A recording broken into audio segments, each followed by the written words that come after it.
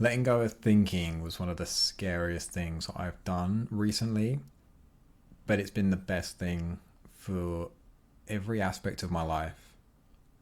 It no longer means that I procrastinate. It doesn't mean that I am just completely thoughtless. I think the biggest hurdle that held me back from letting go of a lot of my thoughts and my, I guess you would call them anxieties, thoughts about the future, thoughts about the past, regrets, am I where I need to be? They all stem from this kind of panic of, if I don't figure this out now, then whatever's going to happen in life, it's going to be bad. I'm going to miss something. I'm going to miss an opportunity. I'm going to sort of like fail at life, right? I'm going to do it wrong. And then I was reading the book, Don't Believe Everything Your Mind Thinks. I think that's what it's called. And the book is about letting go of thinking. And before this, I'm genuinely one of these people that says, what a load of bollocks. You can't not think. And it's true that you can't stop your thoughts, but there is a lot of truth in not attaching emotion and too much deep thinking about every little thing, because they lead to, for lack of a better word, just suffering in your life. The biggest hurdle, like I say, is this feeling that you'll be shooting yourself in the foot if you stop thinking so hard all the time, because you're going to miss something, you're going to not figure something out. But actually, from my own experience, what I found is that you actually, it's so ironic, you become more productive. Why would that be, right? You know what your problems are, you're aware of them. You don't need to ruminate. And this is not just some very woo-woo talk of like, oh, just stop ruminating. No. It's almost having this blind faith, this confidence that you will figure it out. You already know what you need to do. That's the kind of crazy thing. I don't believe any higher power or any God or religion, anything like that. I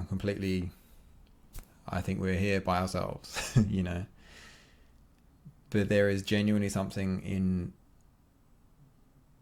just following your intuition. I'm regurgitating a lot of, bits from the book. But there is so much in just following that intuition. And it will lead you to doing what you need to do, and it will solve your problems for you, because it allows you to stop ruminating all the time, and it stops you overthinking about everything, instead of just sitting there thinking about it and worrying all the time, which is crippling. That's the thing that keeps you trapped. That's the irony. Doing all this thinking, we think that we are doing a good thing because we are like solving the problem that we have, yeah? But it's not really like that. What you're doing is kind of putting up such an enormous mountain to climb without any kind of way up it. You imagine the more you think about something, the steeper that mountain, or imagine it like a wall. The steeper that wall gets, the taller that wall gets, the more you think about the problem, the more you consider all the different possibilities. And not necessarily just problems either. I'm talking goals that you want to achieve, dreams that you have, ideas that you want to test, just little things that, whether it's just a little creative project or whether it's this business idea is burning within me for the last decade and I need to do it, but I just feel like I can't do it, you know? Every thought that you have, which goes deeper and deeper and deeper about that issue, that, the pros and cons and what's going to happen, it's all a trap. It's just a trap. It doesn't do anything. You may, highlight the odd little problem, but we can't predict the future. That's what you need to remember.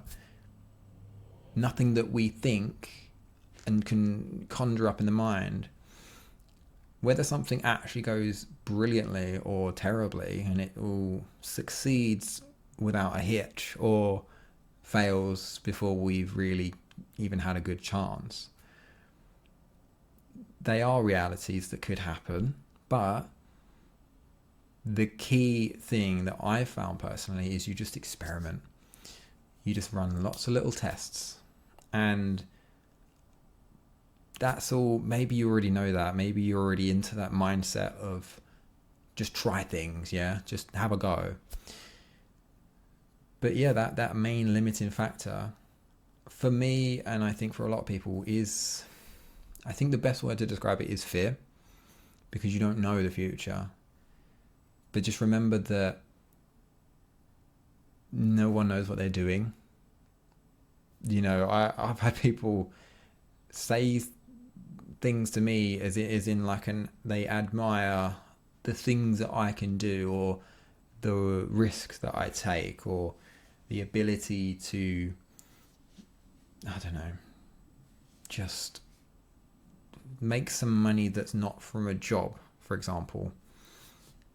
Not necessarily like some big business idea, some massive plan. You're not on The Apprentice, right? I had this guy once, and he was actually older than me as well. So he just looked at me in disbelief when I said, I've got this, it was just a little Etsy shop, and I was making quite a few quid from it. And I just happened to bump into him when I was going to post one of my packages one day, and he's like, oh wait, what are you up to? And I was like, yeah, just sold, it's a jewellery shop that I've got. I said, I just sold a ring, I'm just going to go and post it. And he was just like, what do you mean? Like, like on eBay or something? And I was like, no, just like from my shop. And he couldn't get it. He couldn't fathom that was actually a possibility. Absolutely no slating of this guy, but it just showed me that you can either, I think a lot of it is to do with how you are brought up, the influences that you've had, whether that's family or not, whether you had certain parents that did certain jobs, or they never tried anything, or perhaps you never had parents, perhaps it was a terrible life when you're in your childhood, or perhaps you had one teacher or your first boss, something like that, of your first job, even another colleague that says, you know what, I'm going off to do this, and you get that kind of the idea that it is possible to go and do something different. It is possible to just go and jump into something. Some people just don't have that. I don't think I was necessarily brought up with that mindset, but there is definitely self-employment within my family. Like, most of my family was self-employed, even my aunts and uncles, and besides my immediate family. And now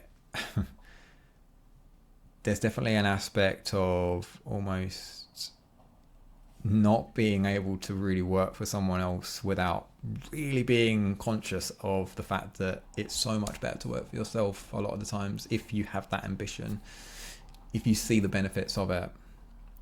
If you want to talk money, the money that you can make in an hour when you do your own thing and your own expertise, you learn a skill or something, or even just an idea of a product, and you go, you know what, I'm going to make that. This is something that's been bothering me in my life, and I don't think this product exists.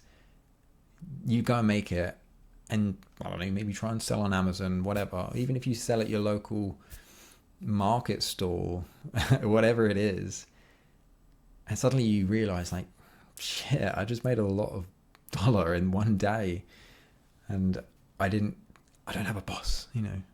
I don't have to get up and do the same thing tomorrow if I don't want to. This is completely up to me. I have that freedom to do that.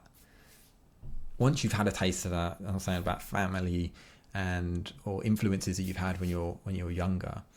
Once you've had that, you can never go back, I don't think. Or even if you do, it's like a very, very tough road to go and work for someone else, unless you're aware, like I am, that my normal day job is simply, that team camaraderie, the enjoyment of actually just being in a work environment with buzzing around with other people and team members and people that you interact with and help.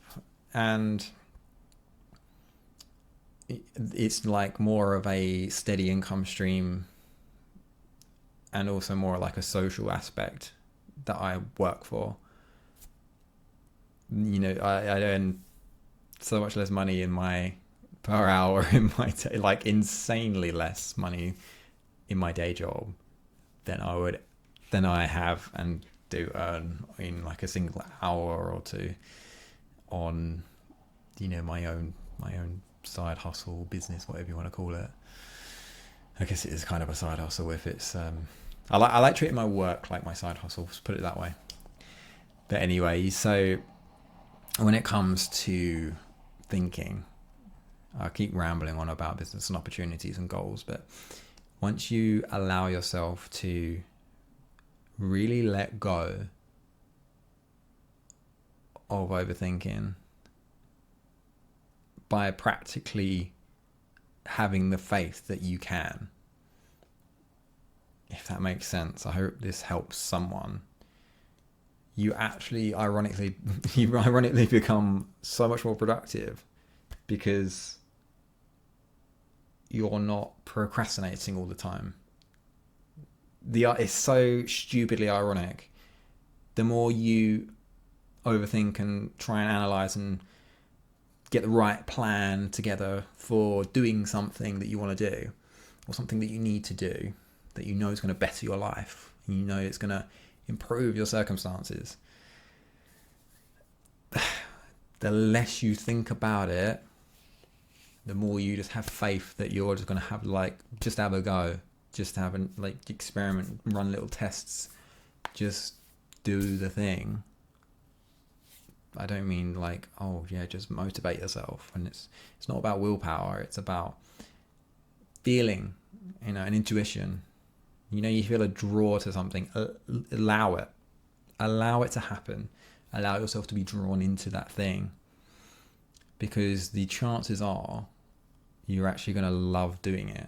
Otherwise you wouldn't have that draw in the first place. Very, very rare that I've had that, and I think perhaps this isn't actually for me. I don't think I have ever had that. Everything that I had that desire to do and kind of intuition that was drawing me to it has always made me feel fucking fantastic when I actually commit to it and do that thing. So yeah, you let go of the overthinking, and to rationalize that as someone who is an overthinker, I'd still say I am an overthinker, even though I'm doing better now. By letting go of it, you are literally, it's a paradox. Then you become so much more productive. You get all your shit done. You actually chase your dreams and achieve your goals, because you're not stuck in your mind anymore. I hope that helps, but just what's been helping me lately. Good luck.